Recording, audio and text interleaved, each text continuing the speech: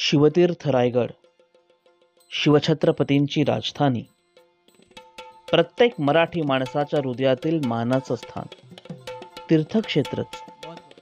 आमच्या जाणत्या राजाला राज्याभिषेक झाला तो इथेच. प्रौढ प्रताप पुरंदर, क्षत्रिय कुलावतंस, शककर्ते शिवछत्रपती, सिंहासनाधीश्वर झाले ते इथेच. मराठेशाहीचं तख्त निर्माण झालं ते इथेच. 300 वर्षांच्या गुलामगिरीच्या अंधकाराला छेद देऊन हिंदवी सिंहासन निर्माण झालं ते इथेच. 125 वर्ष भारताच्या भूमंडळावर घोडी दौडवणाऱ्या, भीमथडीचे तट्टू पार नेणाऱ्या मराठी साम्राज्याचा पाया घातला गेला इथेच.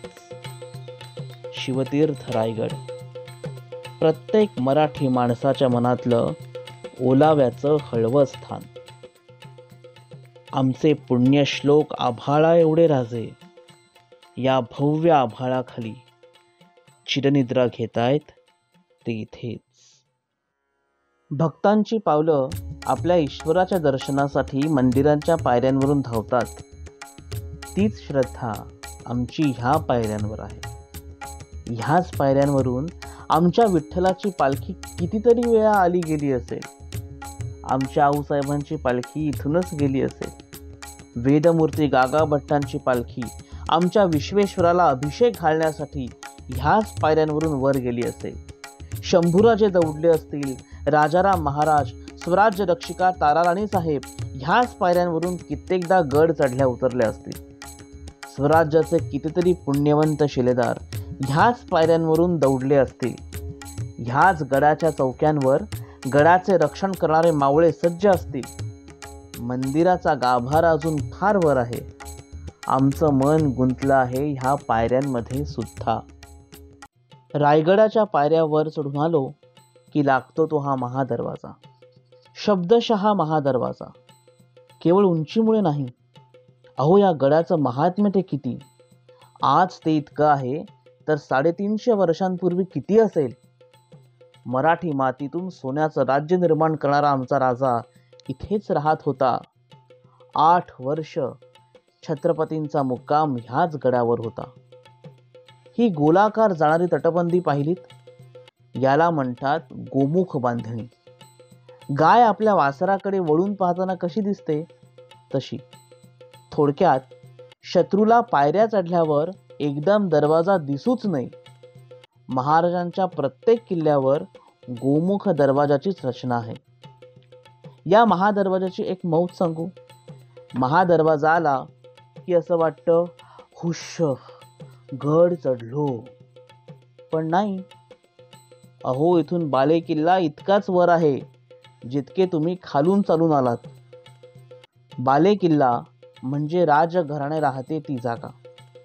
रायगडाच्या बाले किल्ल्याच्या ठिकाणी तर फार मोठी वस्ती होती. सामान्य नागरिक इथेच राहायचे. सैन्य इथे राहायचं. बाजारपेठ, व्यापारी इथे होते. मंत्री, अष्टप्रधान मंडळ इथेच राहायचं. अहो, अवघ्या महाराष्ट्राची ही राजधानी इतकी सहज का चढता येईल. 1200 पायऱ्या चढल्या की लागतं ते बाले किल्ल्याचं पठार. पहिल्यांदा आहे हत्ती टाकं. याचं नाव हत्ती टाकं का पडलं याची कथा राहू द्या. महत्वाचं काय, या एवढ्या उंचीवरही महाराजांनी पाण्याच्या टाक्यांच्या स्रोतांची फार मोठी व्यवस्था करून ठेवली आहे. आता ही राजधानी आहे म्हणून इथे पाण्याची व्यवस्था फार जास्त होती. पण महाराजांच्या प्रत्येक किल्ल्यावर पाण्याची टाकी दिसणारच. आज इतक्या वर्षांनी त्यातली काही टाकी बुजली, त्यात केर कचरा पडला, पण तरीही बहुतांशी टाक्यांमध्ये पाणी आहे. त्या टाक्यातलं थंडगार पाणी किती चविष्ट आहे हे गडकिल्ले पालथे घालणाऱ्या आमच्या गिर्यारोहक मित्रमैत्रिणींना विचारा. ते म्हणतील अमृतच जणू. आणि इतक्या वर्षांनंतरही ह्या गिर्यारोहकांची पाण्याची तहान ही शिवकालीन टाकीच भागवत आहेत बरं का. उगाच आम्ही त्यांना महाराष्ट्राचे वडील नाही म्हणत. वडिलांप्रमाणेच आमच्यावर त्यांच्या मायेची पाखर अजूनही आहे. म्हणूनच त्यांची पिल्लं सुद्धा न चुकता दरवर्षी विविध गड्यांवरील पाण्याची टाकी स्वच्छ करण्याचं काम करत असतात. डावीकडे गेलं ते हनुमान टाकं. हो, हनुमान, मारुती राया, शक्तीची ही देवता. मराठ्यांच्या प्रत्येक किल्ल्यावर दिसणारच. समर्थ रामदास स्वामींनी महाराष्ट्रभरात मारुतीरायांची स्थापना करून महाराष्ट्राला बलोपासनेचा मंत्र दिला. मराठ्यांचे लढते किल्ले म्हणजे बलशाली धारकऱ्यांची निवासस्थानं.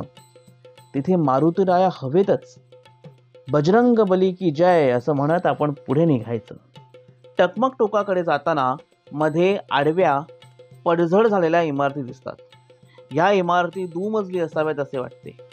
ही आहेत दारुगोळ्याची कोठारं. स्वराज्यातील सर्व दारुगोळा, शस्त्रास्त्रे, तोफांचे गोळे, बंदुका, बंदुकीच्या गोळ्या अशी तेव्हाच्या काळची शस्त्र इथे साठवून ठेवली जात होती.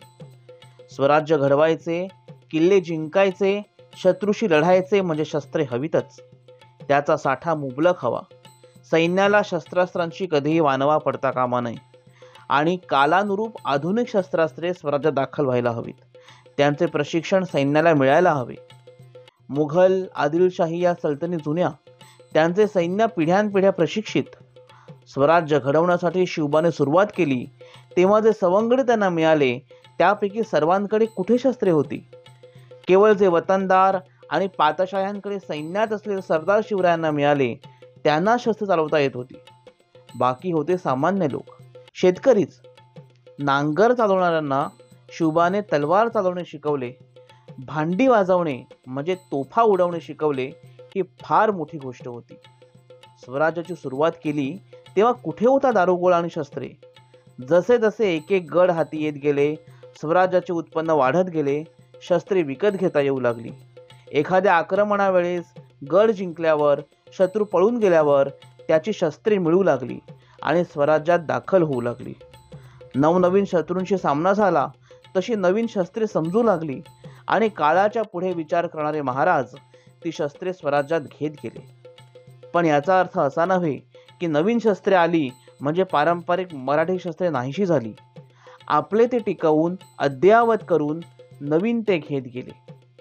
बऱ्याचदा अंतिम गाठलेल्या ध्येयापेक्षा ते ध्येय गाठण्यासाठी अवलंबलेली प्रक्रिया अधिक रोमांचक असते.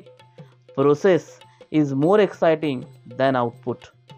स्वराज्य उभारणीच्या प्रयत्नातील या लहान सहान गोष्टी हे कार्य किती मोठे आणि कठीण होते याची जाणीव करून देतात.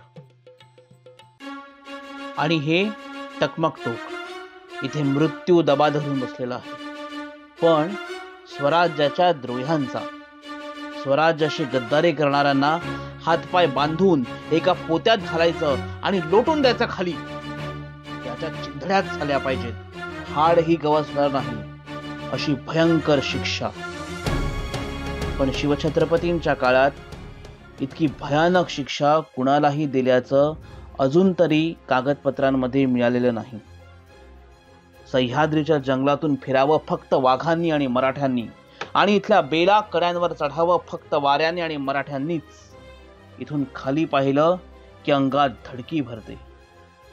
पण टकमक टोकावर स्वतःच्या जीवाशी खेळायला जाऊ नका. जीवावर बेतेल असे दुस्साहस करायला जाऊ नका.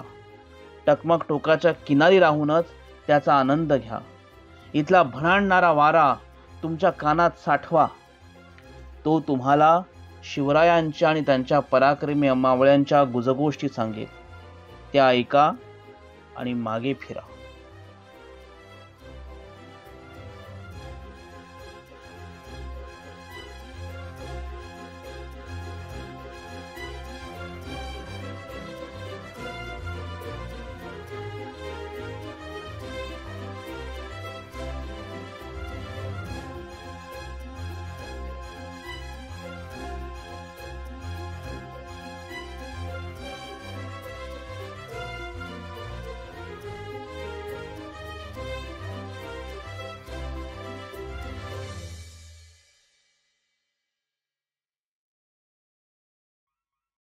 आता आपण जाऊ त्या ठिकाणी जिथे मराठी माणसाची मान गर्वाने उंच होते. हीच ती जागा जिथे शिवछत्रपतींचा राज्याभिषेक झाला. हा नगारखाना. इथून आत गेलं की लागतो तो दरबार. इथे सर्वसामान्य माणसं एकत्र जमायची, आपलं गारहाणं राजाच्या चरणी मांडायची.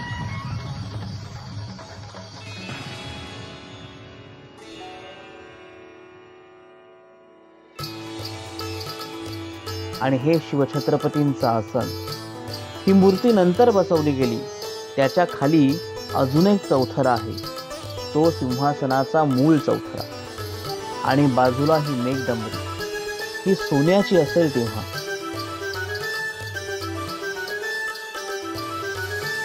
इथे तुमचा एक मुजरा घडू द्या, महाराजांचा त्रिवार जयघोष करूया. प्रौढ प्रताप पुरंदर क्षत्रिय कुलावतंस सिंहासनाधीश्वर राजाधिराज छत्रपती शिवाजी महाराज की जय. आणि हा शिवछत्रपतींचा राहता वाडा, माझ्या महाराजांचा वाडा. इथेच ते कितीतरी वेळा वावरले असतील नाही? आहा हा, नुसत्या कल्पनेनेच अंगावर शहारे येत आहे. इथे ते निजले असतील, बसले असतील, चालले असतील. इथेच शंभूराजांनी महाराजांकडे बालहट्ट केला असेल. राजाराम महाराज सुद्धा इथूनच वावरले असतील. आऊसाहेबही या वाड्याच्या पायऱ्या हाताला धरून धरून सावकाश चढल्या असतील. धुरंधर राजकारणी, महापराक्रमी योद्धा, पुण्यश्लोक जाणता राजा अवघ्या गडाने पाहिला. पण ह्या राजवाड्याच्या भिंतींनी पाहिले असतील हळवे राजे, आज्ञाधारी पुत्र आणि प्रेमळ पिता. महाराजांच्या मनातील वैयक्तिक वेदना, दुःख, राग आणि आनंदही ह्या वाड्याच्या 4 भिंतींनीच पाहिला असेल. राजे गेले, त्या भिंतीही काळाच्या पडद्याआड गेल्या आणि त्यांच्यासोबत आमच्या थोर राजांच्या आठवणीही गेल्या. आता बखरी आणि पत्रांमधून आम्हाला महाराज भेटतात, पण ते राजे नाही. हा केवळ एक चौथरा शिल्लक आहे. फार पुण्यवान आहे बरं का हा चौथरा. या चौथऱ्याला साक्षात महाराजांचे पाय लागले आहेत, प्रश्नच नाही. त्याची धूळ मस्तकी लावून आता राणीवशाकडे जाऊ. महाराजांच्या वाड्याच्या मागच्या बाजूला त्यांच्या राण्यांच्या राहण्यासाठी वाडे बांधले होते. त्याला राणीवसा असे म्हणतात. शिवाजी महाराजांच्या एकूण 8 धर्मपत्नी, त्यापैकी पहिल्या म्हणजे सईबाई साहेबांचं निधन हे फार लवकर झालं. महाराजांच्या अजून एक पत्नी काशीबाई साहेबांचं निधन राज्याभिषेकाच्या अवघ्या 3 महिने अगोदर झालं. दरबारातून बाहेर पडलो की आपण येतो एका उघड्या माळावर. याला म्हणतात होळीचा माळ. रायगडवरची होळी इथे पेटत असेल. दिल्लीच्या पाताशहाच्या आणि आदिलशहाच्या नावाने इथेच बोंब ठोकली जात असेल. आपल्या मनातील आणि विचारातील सगळे दुर्गुण या होळीच्या पवित्र अग्नीत वाहून टाकण्याची शपथ घेतली जात असेल. एक त्या अग्निनारायणाला साक्षी मानून आणि दुसरं त्या रायगडावर राहणाऱ्या सूर्यनारायणाला साक्षी मानून. होय, प्रत्यक्ष महाराज सुद्धा या सार्वजनिक कार्यक्रमांमध्ये, उत्सवांमध्ये सहभागी होत असतीलच ना. तेव्हा उपस्थित असलेल्या नागरिकांना आपल्या राजाचं रुपडं डोळ्यात किती सामावून घेऊ आणि किती नको असं होत असेल.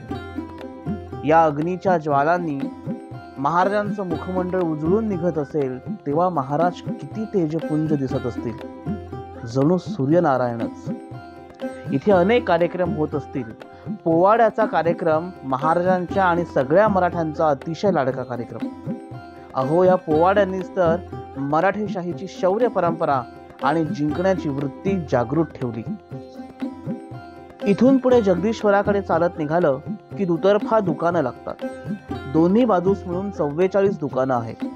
ही दुकानं एवढी उंच का बांधली? कारण घोड्यावरूनही खरेदी करणं सोपं जावं म्हणून. पुढे दुकान आणि मागे दुकानदाराचं राहतं घर. हे दुकानदार कोण असतील? आता आपण जरा अर्थतज्ञ शिवाजी महाराजांकडे येऊ. कोकण म्हणजे समुद्र. या समुद्रावर इंग्रज, पोर्तुगीज, डच असं युरोपीय व्यापारी व्यापार करत होते. गुजरात मधील सुरत हे बंदर तर मुघलांची बाजारपेठच. थोडक्यात बंदरांचं व्यापारातील महत्त्व महाराज जाणत होते. त्यामुळे रायगडावर त्यांनी अशा व्यापाऱ्यांना स्थान दिलं होतं जे लहानात लहान गोष्टींपासून हिरे, जडजवाहीर यांचा व्यापार करत असतील, शस्त्रास्त्रांचा व्यापार करत असतील. थोडक्यात कोकणात येणारा आणि देशावरून कोकण मार्गे परदेशात जाणारा सगळा माल छत्रपतींच्या नजरेखाली राहत होता. शस्त्रे म्हणजे अतिशय संवेदनशील गोष्ट. तिचा व्यापार राजाच्या देखरेखी बाहेर होणं म्हणजे राज्यावर गंडांतरच. रायगडावर बाजारपेठ साधून महाराजांनी 3 हेतू साध्य केले. एक, सगळ्या व्यापारावर आणि व्यापाऱ्यांवर त्यांची नजर होती.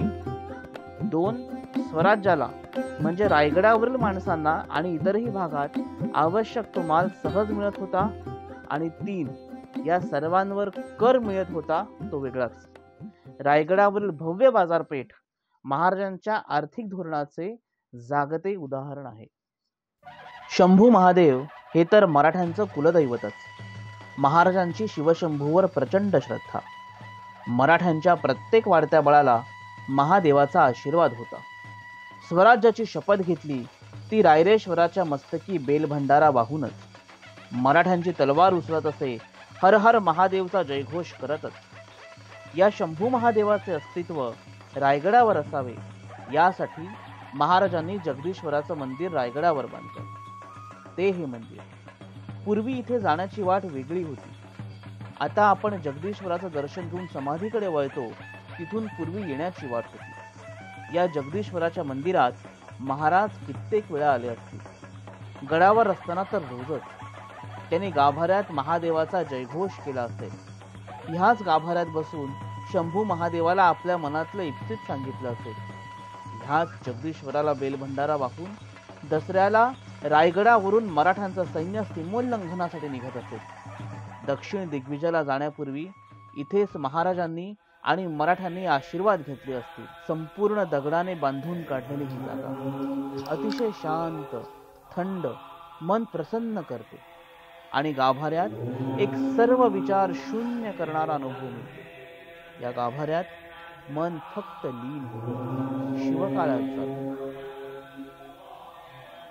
याच जगदीश्वराच्या मंदिराच्या आवारात कवी भूषणाने शिवछत्रपतींची पहिली भेट घेतली होती अशी कथा आहे. इथेच भूषणाने इंद्रजिमी जंभपर हे त्याने महाराजांवर केलेलं काव्य महाराजांना ऐकवलं होतं असं म्हणतात. त्यामुळे ही जागा अनेक अर्थाने पुण्यवंत आहे. तिने खूप काही छान पाहिलं आहे. राजांची छबी या मंदिराच्या आवारात जपलेली आहे. आणि इथून आपण पुढे जातो ते शिवछत्रपतींच्या समाधीकडे.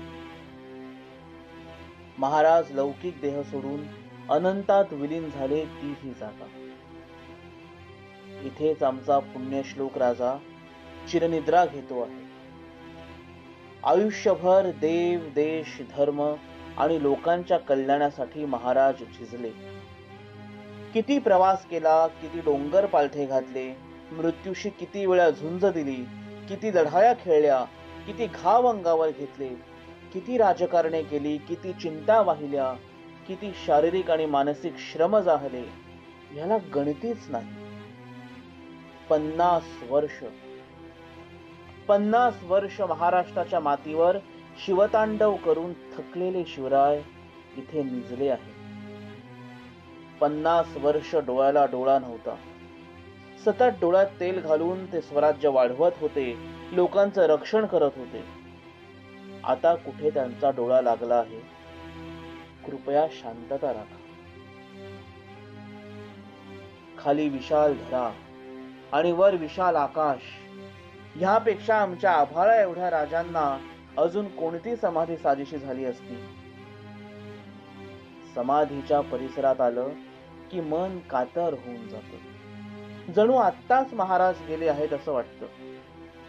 महाराज जाऊन आज 350 वर्ष झाली, तरीही इथे येऊन डोळ्यात पाणी का येतं? रायगडभर फिरताना आपण महाराज साठवत असतो, त्यांचं अस्तित्व मनात भरून ठेवत असतो. ते इथे आल्यावर एकाएकी शून्य होऊन जातं. खरंच इथे आल्यावर काही करू नये, शांत बसून राहावं. ध्यान आपोआप लागतं. मन आपल्यापाशी राहतच नाही. समोर उभ्या असलेल्या समाधीच्या कमानीकडे फक्त पाहत राहावं. शिवरायांचं रूप आठवत राहावं. समर्थाने लिहिलेले आणि लतादीदींच्या गोड गळ्यातून अजरामर झालेले शब्द हृदयाचा ठाव घेत कानात ऐकू येत राहतात. निश्चयाचा महामेरू, बहुत जनासी आधारू, अखंड स्थितीचा निर्धारू, श्रीमंत योगी. श्रीमंत योगी.